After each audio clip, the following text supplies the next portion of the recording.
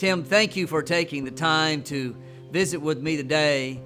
And I just want to say to you publicly that your latest book, Today We Are Rich, just blessed my life because you always attracted me as a person of abundance, and that you always saw things from a gratitude point of view instead of looking at the scarcity that so many people are involved in. You choose to find abundance in everybody and everything. So, Tim, I want to ask you a question. Why was it that you chose to be a part of this year's World Leaders Conference, and how do you anticipate your contribution making a difference in people's lives? I am an active part of the World Leaders Conference for a variety of reasons, but most fundamentally, I connect with the spirit and the purpose of the event, the conference, and the organization. Not just because of the Christian underpinnings of the group, but because of the point of view about leadership that the group is promoting.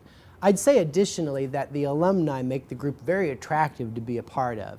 Many of the other speakers, as well as members of the board of directors, are personal friends of mine, people I admire, look up to, and eagerly await to see perform at events like this.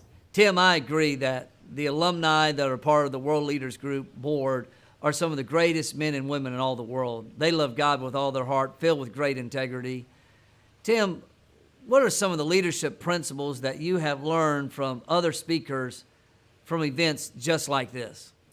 There's a lot I've learned from previous events like this. For example, I've learned from Dave Ramsey that behind every what, there is a very important why that you must address initially. I've also learned from Dave that we've got to figure out the way we get to places, but we've also got to figure out what that means to the people that we're taking with us, and we've got to do that at the same time, because when you get there, he indicates, if you haven't done right by your people, you really haven't accomplished anything remarkable.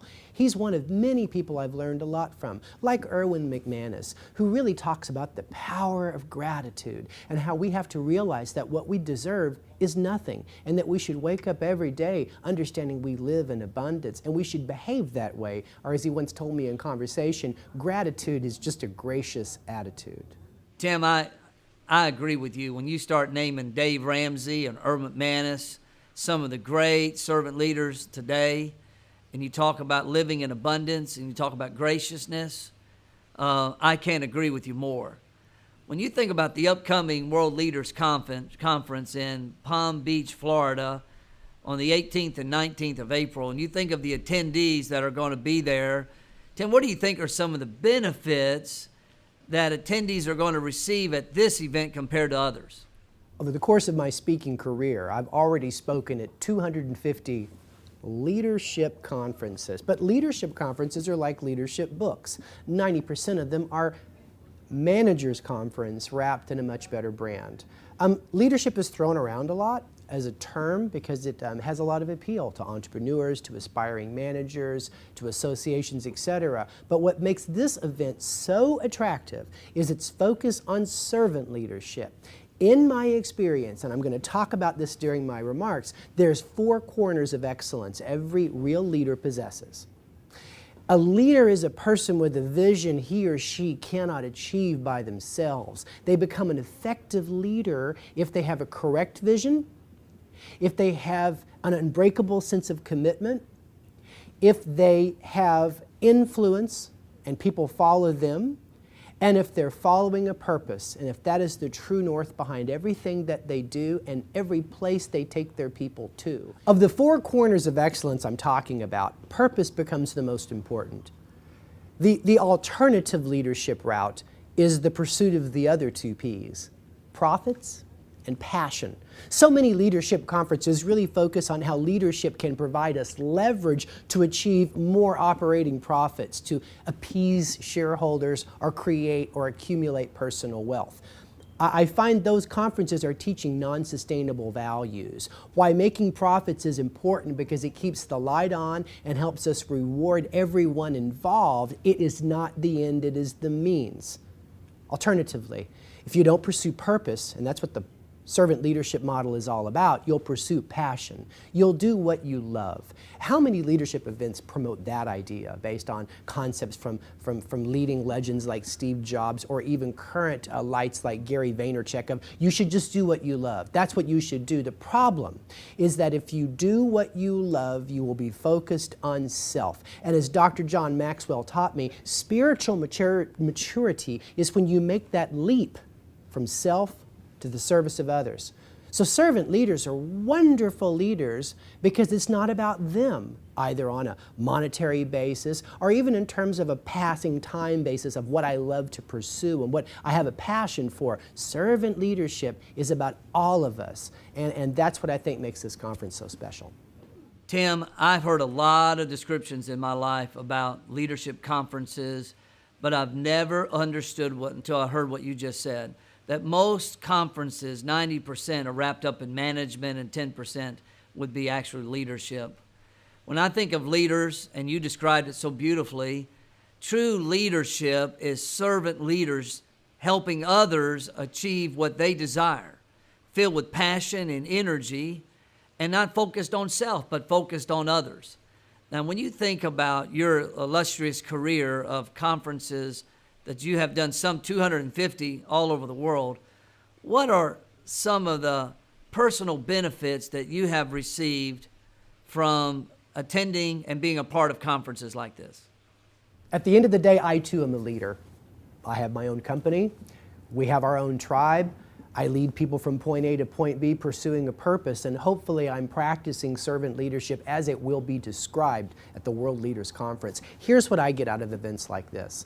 I get content that challenges the way I see the world. It's called a paradigm check. How does the world work? What is wrong? What is right? What values do we possess that are worthy of success? It's one of the most important pieces of content you get out of an event like this. The other thing you get is a series of very tactical takeaways given usually in case study format that give you performance improvement from the day you get home, especially leaders if you bring your direct reports with you, because collectively you have a common discussion going on now that starts at the conference and continues the next day at work. Finally, there's networking opportunities.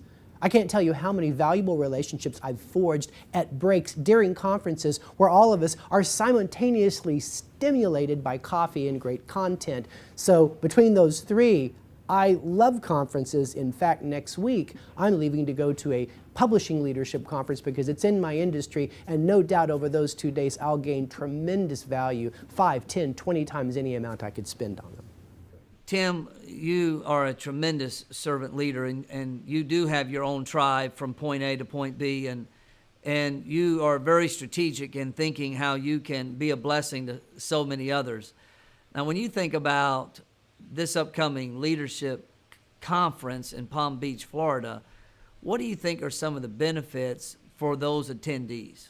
The attendees of this year's World Leader Conference run the risk of going home and changing everything. You may completely change your leadership approach. You may change processes where you work today that are radical based on content you acquire at the World Leaders Conference. Let me give you an example of a young man whose entire life changed because he attended a leadership event just like World Leaders Conference.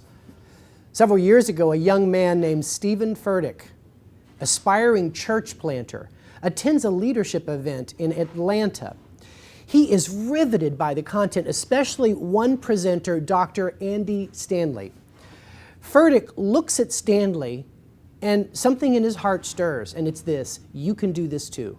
Not the being on stage, the leading of thousands. He went home and he created a team with some marketers and some friends, and they went to Charlotte and they planted a church in a dead furniture store in a strip mall 20 miles out of town. And within 2 years, over 2,000 people were coming to church every week. And today, Elevation is considered one of the greatest success stories in church planting, with well over 7,000 people coming to hear Pastor Furtick every single week on multiple campuses. You might have read his best-selling book, Sun Stand Still. He's a brilliant young man, but he never would be doing what he's doing today absent that moment at that leadership conference less than 7 years ago. Well, Tim, I can't thank you enough for taking the time to be with us today in beautiful Los Angeles, California. It's absolutely extraordinary. And I just want to say on behalf of World Leaders Group, we are excited about you partnering with us. We are excited about the venture that we're on together. And we are excited about the upcoming leadership event there at beautiful Palm Beach, Florida, April 18th and 19th. And we look forward to seeing you there. May God richly bless you, Tim, and all of your endeavors.